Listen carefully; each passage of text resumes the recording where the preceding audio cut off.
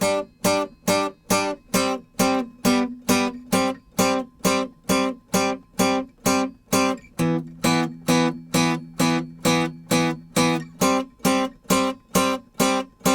got a feeling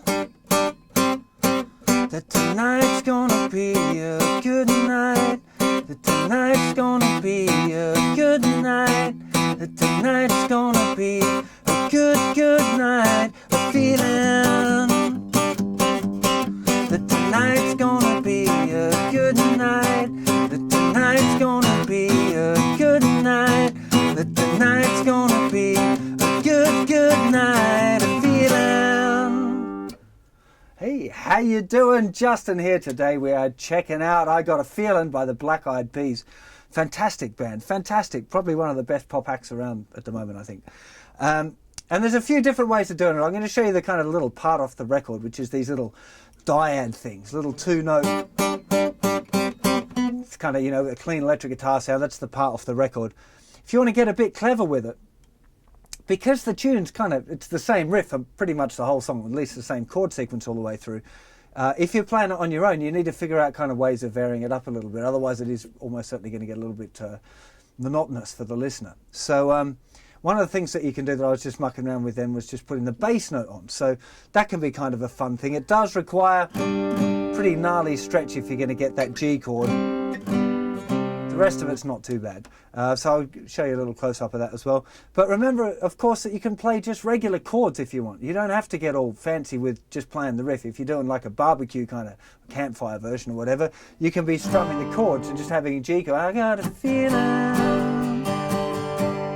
that it's a C gonna be a good night, that E minor's gonna be a good night, back to C's gonna be a good night, back to G chord. And it's the same sequence for the whole song. It's the same sequence for the whole song. It's the same sequence for the whole song. And that's it. So it is literally G, C, E minor, C for the whole tune, you know. So you can of course do that as well. So be aware that there's these kind of different things that you can kind of, the different ways that you can treat a tune when it comes time to play it. If you're doing it in a band, you want to be doing it properly with a little riff, because the rest of the band will be taking care of the dynamics and all that sort of stuff. So the big deal really is having a different kind of feeling between the verses and the choruses. So if I was playing it at a kind of, you know, a campfire, a barbecue, whatever, a few friends wanted to play, then I'd probably be doing the little riff thing to start it off. But then for the choruses, I want to be kind of keeping it pretty big, so I'd probably be using those open chords. And then for the versey kind of part, the kind of the rappy, it's not really a rap, but the verse, then I'd probably go into doing that little riff again, maybe with a bass note. So, you know, depending on how many tins I'd had. But, you know, it's a really cool tune. And these kind of songs where there's you know, it's the same kind of thing for a long time, you really have to spend a bit of time working out how you're going to do it, you know, if you want to keep it interesting. So let's get to a close-up and check out some of these different ways of doing it. So we're starting off here with our first finger in the 5th fret of the 4th string and little finger in the 7th fret of the 3rd string.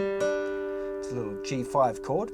And then we do that 4 times. And then we've got the 2 notes on the 5th fret, both on the middle 2 strings again. I'm using my 2nd and 3rd finger, but it doesn't really matter what fingering you do for doing this kind of riff with. It's just the dyads. And then we got 2 on that, and then we've got our first finger going down in the 4th fret of the 3rd string. So we've got 5th fret and 4th fret, right? So 5 and 7, 5 and 5, then 5 and 4, then back to the 5 and 5. 2, 3, 4, 1, 2, 3, 2 whole bars. Then we've got E minor. Well, so it's kind of an E5 at this stage. 2nd fret, 4th string, 4th fret on the 3rd string, a couple of bars, and then back to our little 2 5s. Doesn't really matter what 2 fingers you use. I'm tending to use these because of the chord shape that it leads to, which you're going to see in a second. But, you know, it doesn't really matter. You can choose whatever fingers you like. Now, let's just count through. So 3, 4, 1, 2, 3, 4, 1, 2, 3, 4, 1, 2, 3, 4, 2,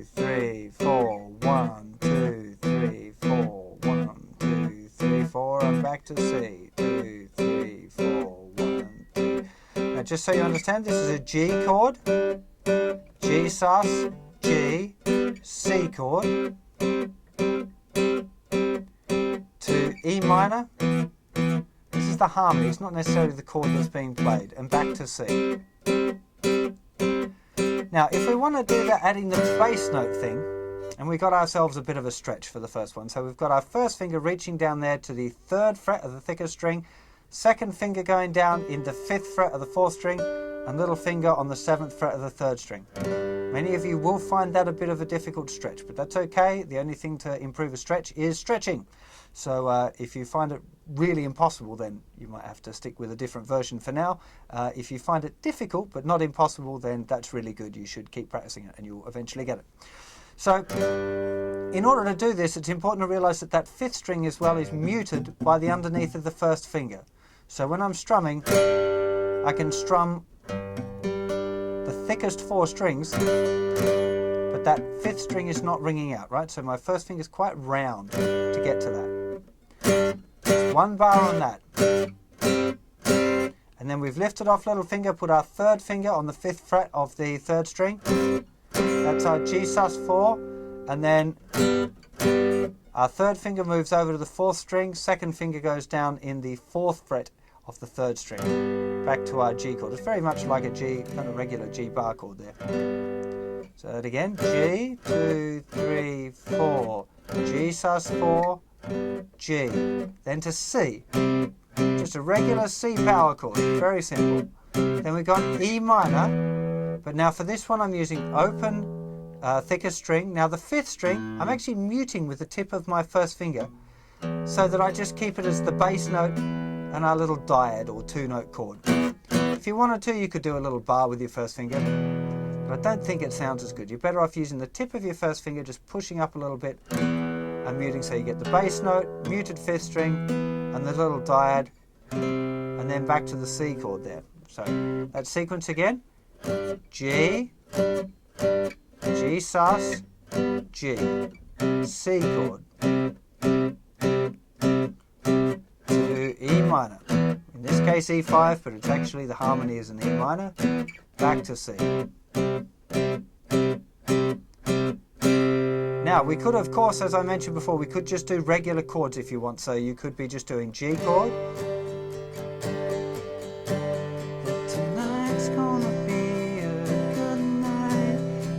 minor's gonna be a good chord, back to C, cause that's always a good chord, the G chord. Now the more observant of you will have noticed that I'm lifting my fingers up after I'm playing the chord, like I'm kind of pumping them. It's really important if you're trying to get that really short note, just like on the record, you press the notes down for the chord, play it, and then lift up those 2 fingers, and as you lift it up, you don't actually remove the fingers from the string, you just release the pressure, and that's going to mute the strings. And that's how you get a nice...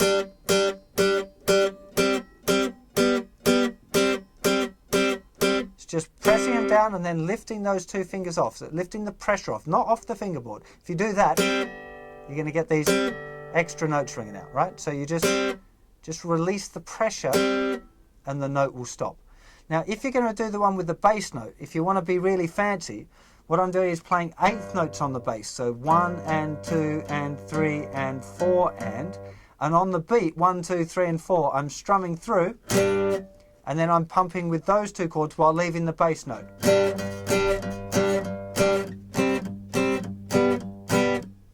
So this one's just staying steady.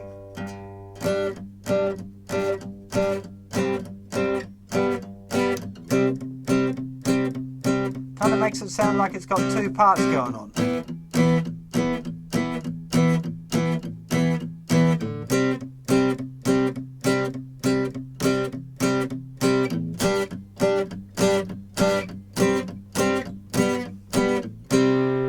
Now let's have a quick look at the picking hand there so you can see exactly what's going on. In order to keep the chords nice and tight, I do tend to do a little bit of muting here with this hand, even if I'm just playing the 2-note riff. And you should be using the relaxing of the finger pressure in order to get your mute, which you can get fine without using this hand, but it helps to play. And as you mute, I'm just letting the outside palm of my hand hit the string sound. keeps it really, really super tight then, because that's definitely what you're after. All down picks, of course. So you can see it just kind of rolls, and then on the way back down, the hand is kind of twisting around to do that mute. Now if you're going to do that thing with the bass note,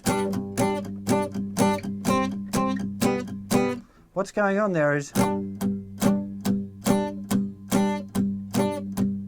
got a little bit of palm mute anyway on the bass note, just to keep it nice and round. And as I'm strumming through there, I'm getting all of the chord, but then I'm putting a little mute in between. So 1 and 2 and 3 and 4 and 1 and 2 and 3 and 4 and 1 and 2 and 3 and 4, 1 and 2 and 3 and 4 and 1 and 2 and 3 and 4 and